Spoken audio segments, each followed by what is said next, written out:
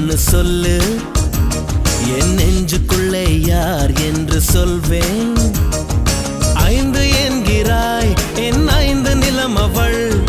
5 புலன்களில் என்னை ஆட்சி செய்பவள் அவள்.